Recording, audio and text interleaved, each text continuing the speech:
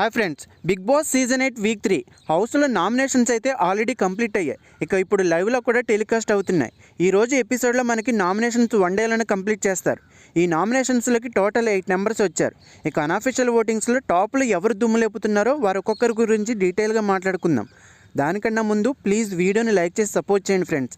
ఇక ఓటింగ్లో టాప్లో దూసుకుపోతుంది విష్ణుప్రియ. ఈమెలో మైనస్ ఏంటంటే గేమ్ని ఎక్కడా కూడా సీరియస్గా తీసుకోవడం లేదనిపిస్తుంది. తనకు తానే తెలివి లేదని చెప్పుకోవడం.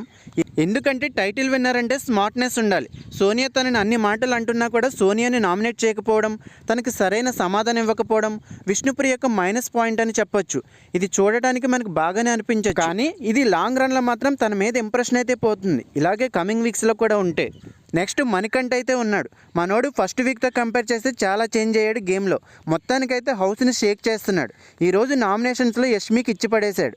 ప్రస్తుతం అయితే ఇతనికి ఫ్యాన్ బేస్ బాగా పెరిగింది.